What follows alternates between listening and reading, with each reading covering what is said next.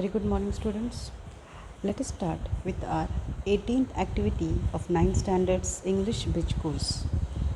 Now see, what is your today's activity about? हमारी आज की एक्टिविटी किस बारे में है? It is all about enriching vocabulary through reading. यानी रीडिंग करने से या रीडिंग के ज़रिए से हमको हमारी जो वोकेबलरी है, वोकेबलरी यानी क्या होता है? आपका वर्ड पावर, यानी आपको उस पर्टिकुलर लैंग्वेज के कितने अल्फाज, कितने शब्द पता है, वो आपको यहाँ पर पता चलते हैं. एनरीचिंग मतलब क्या? एनरीच करना यानी किसी भी चीज़ को और बेहतर बनाना, राइट.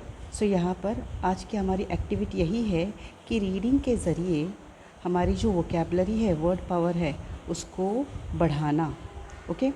एंड देन फर्दर देखो what is the learning outcome, इसमें से हमको क्या हासिल होने वाला है, या कॉम्पिटेंसी स्टेटमेंट क्या है नीचे दिया है. देखो, by the end of this session student learns new words, expressions and enriches his her vocabulary through reading. यानी इस लेसन के ख़त्म होते होते, आज की एक्टिविटी ख़त्म होते होते आप स्टूडेंट्स क्या लर्न करेंगे? नए अल्फाज सीखेंगे, एक्सप्रेशंस सीखेंगे. एक्सप्रेशंस यानी हमको कौन से वक्त किस तरीके से रिएक्ट करना है, और ऑल्सो आपकी जो वोकेबलरी है उसको एनरिच करेंगे. वोकेबलरी वर्ड पावर को एनरिच करेंगे, बढ़ाएंगे थ्रू रीडिंग, रीडिंग के ज़रिए से. Further, so what your teachers are going to do, instructions for your teachers and parents क्या है? They will give you more and more word and they will collect anagram for you. फिर आप क्या करेंगे? What is the instruction for you? You will play new activity with your friends.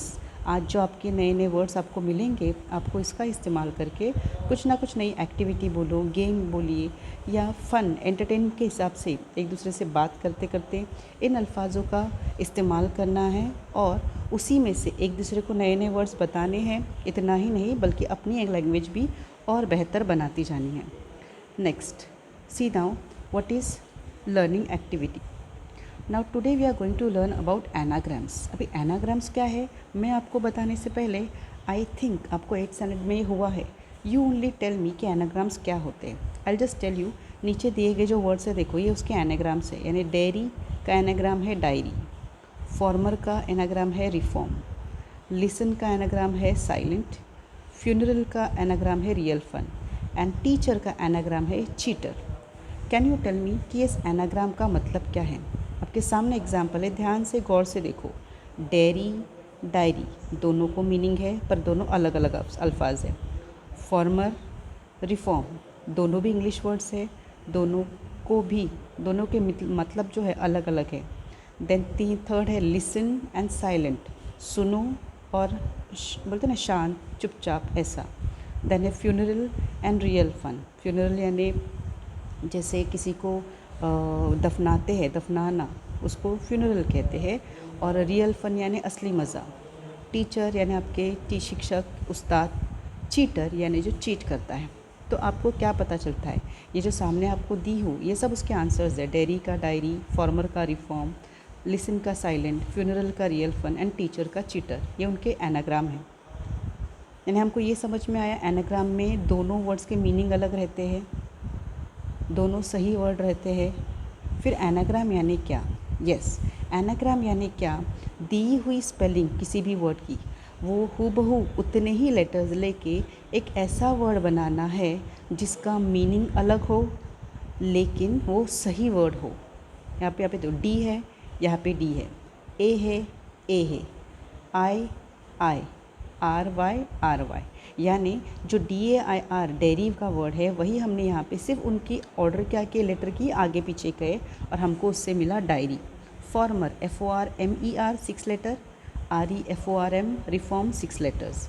यानी जो हमको यहाँ पर लेटर्स दिए हैं, हमने उसी से दूसरा वर्ड बनाया. जैसे LISTEN listen, SILENT silent. Funeral यहाँ पे 7 लेटर है, रियल फन यहाँ पे 7 लेटर है. टीचर यहाँ पे भी 6 लेटर्स है, चीटर इसमें भी 6 लेटर्स है. So have you got it now कि एनाग्राम किसे कहते हैं? Okay, let me explain you again. So see what is the meaning of an anagram. An anagram is a play on words created by rearranging the letters of original words to make a new word or a phrase, right? तो anagram क्या है वापस देखेंगे। Anagram words के साथ यानी लफ्ज़ों के साथ हम जो खेल करते हैं वैसा खेल है, जो कैसे क्रिएट किया जाता है, by rearranging the letters of original words. यानी आपको जो ओरिजिनल वर्ड दिया, जैसे यहाँ पे देखो स्टेट ये वर्ड दिया गया है, राइट। तो ये स्टेट वर्ड जो आपको दिया गया है, हमने क्या किया है, उसी STATE का TASTE यानी सिर्फ क्या किए, लेटर्स को रीअरेंज किया। STATA ये जो उसकी ऑर्डर है उसको हमने चेंज किया और किया TASTE, टेस्ट। दोनों मीनिंग अलग है पर दोनों इंग्लिश के सही वर्ड्स है। यानी स्टेट यानी किसी की कंडीशन, टेस्ट यानी उसका जायका, उसका टेस्ट कैसा, खाते हैं तो उसका टेस्ट समझता है। देन सेकंड देखो दिया गया है SAVE सेव यानी सेव करना, संभालना। वास VASE वास यानी फूलदान जिसमें फूल रखे जाते। सो यर हमको इसका मीनिंग क्या समझ में आया कि एनाग्राम क्या होता है। एनाग्राम यानी वर्ड्स के साथ किया हुआ एक ऐसा खेल या एक ऐसा फ़न जिसमें ओरिजिनल वर्ड जो असली दिया गया तुमको वर्ड है उसके लेटर्स को क्या करना है, रीअरेंज करना है, ताकि उससे आपको क्या मिले, नया वर्ड या नया फ्रेज़ मिले। ठीक है। And then we can often find examples of anagram in our everyday life. हम रोज़ के बातों में से कई सारे अल्फाज यूज़ करते हैं जो हो जाते हैं। जैसे यहाँ पे दो वर्ड्स मैंने आपको बताई, इसके एग्जाम्पल्स और देखेंगे ताकि आपको और अच्छे से समझ में। सी हियर यू कैन सी और 2-3 ऐसे एनाग्राम आपको अभी नेक्स्ट स्लाइड में दिए गए हैं। डस्टी यानी धूल वाला, स्टडी यानी पढ़ाई। कैन यू सी DUSTY, यहाँ पे 5 लेटर्स है, वही 5 लेटर्स आगे है, STUDY, D है, U है, S है, T है, Y है। थिंग यानी चीज़, नाइट यानी रात, THI, थिंग के लेटर्स भी वही है, THING, नाइट के लेटर्स भी वही है, THING, लेकिन सिर्फ उनकी ऑर्डर बदल गई है। TEN, 10, NET, नेट, 10 यानी 10, नेट यानी जाला। तो यहाँ पर दिख रहा है दोनों के spelling letters same to same है, सिर्फ उनकी ऑर्डर क्या है, अलग अलग है, right. This is an anagram. फिर फर्दर ये मैंने आपको बताए थे अभी, डेयरी का डायरी हुआ, फॉर्मर का रिफॉर्म हुआ, लिसन का साइलेंट, फ्यूनरल का रियल फन। ये हो गया एक फ्रेज़, दो अलग अलग वर्ड्स बने इसके लिए, इसको फ्रेज़ कहेंगे। टीचर का चीटर हुआ, ठीक है। देन नेक्स्ट है आपको प्रैक्टिस के लिए और दिए गए, देखो PART, पार्ट यानी हिस्सा, उसका एनाग्राम क्या बनता है, ट्रैप यानी बोलते ना उस जाला लगाते हैं किसी को, जानवर को पकड़ने के लिए, राइट। सेकंड है नेम का हो गया MEAN, मीन, NAME, दोनों में देखो सेम टू सेम लेटर्स है। फिर 3 नंबर है एल्बो यानी हाथ का कोना, और बिलो यानी क्या, नीचे। MEAT, मीट यानी मांस, गोश्त, उससे कौन सा एनाग्राम बनता है, टीम। स्किन, SKIN, स्किन यानी हमारी जो स्किन रहती है बॉडी की वो, और सिंक यानी क्या, डूबना। नंबर 6 LAST, लास्ट, आखिरी, सॉल्ट यानी नमक। 7 TAP, टैप, नल। APT, एप्ट यानी सही। BALM, बाम जो हम लगाते हैं। LAMB, लैम्प यानी मेमना यानी मेंढे का या फिर शिप का बच्चा। CHIN, चिन यानी हमारे फेस का सबसे नीचे वाला हिस्सा, चिन। और इंच यानी क्या, आपका मेजरमेंट का एक यूनिट। BUT, बट यानी लेकिन, और इसी से बना दूसरा वर्ड क्या, TUB, टब। Got it. तो इस तरीके से क्या हो गए आपके एनाग्राम्स, आपने कम से कम 10 से 20 यहाँ पे प्रैक्टिस किए। इसमें से ही कोई भी आपको 10 या 5 आपके नोटबुक में लिखने हैं।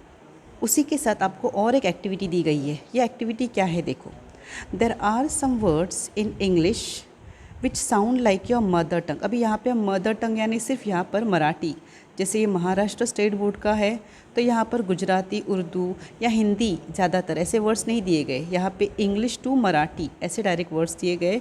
But as we live in Maharashtra, हम सबको मराठी आती है, you all learn Marathi in your schools. इसके लिए हम ऐसे वर्ड्स लेंगे जिसके मानी आपको पता है। So we are going to learn the और write the meaning of English, Marathi and Hindi.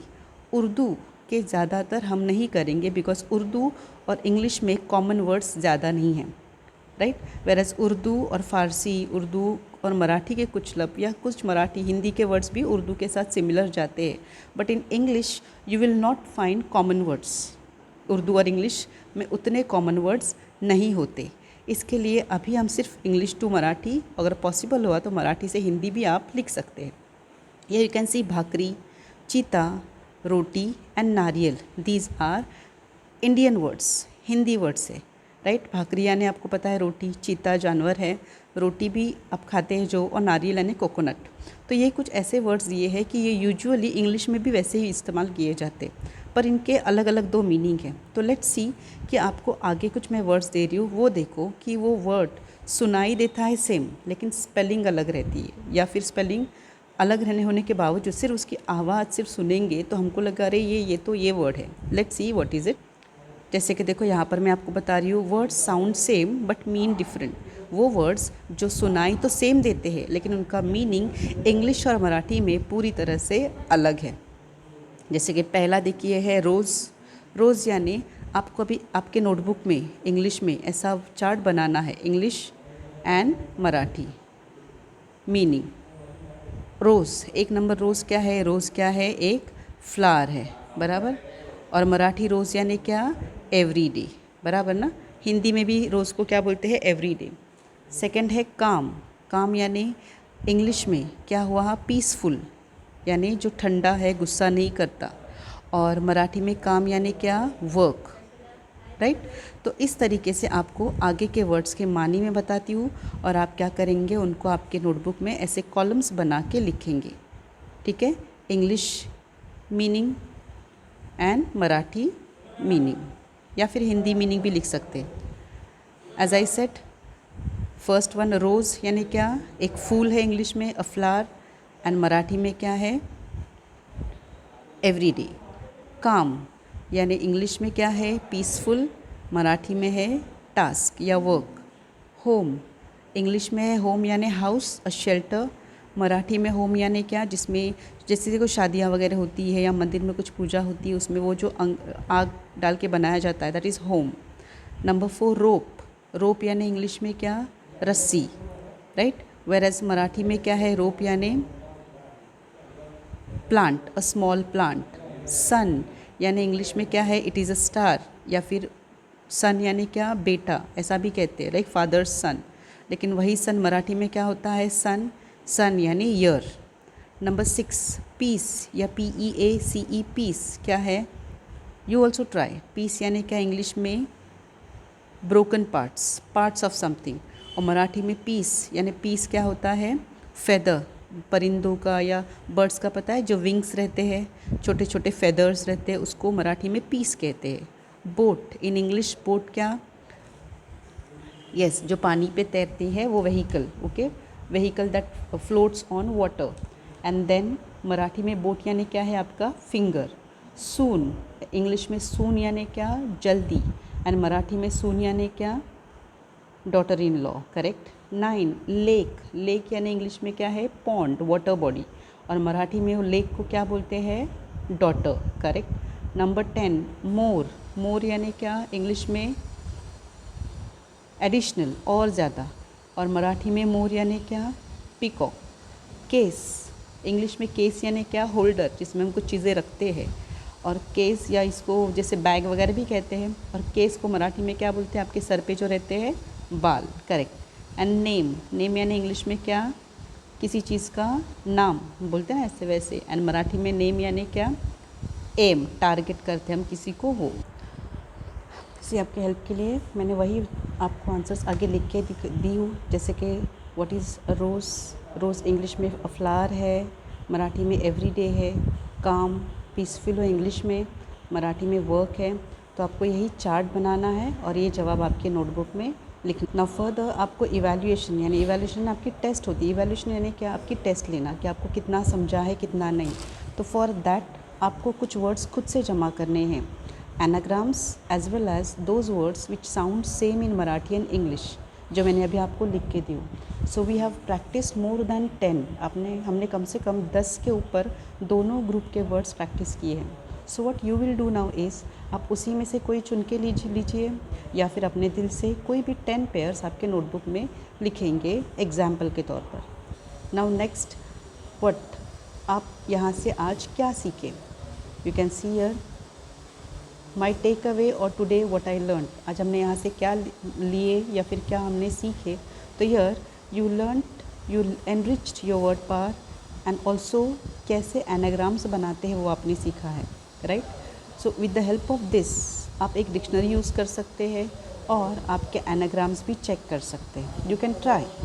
Okay, that's it for the day. Now I wish you to practice this. ये आपको आगे इंग्लिश लैंग्वेज इम्प्रूवमेंट के लिए बहुत हेल्प करेगा. Have a good day.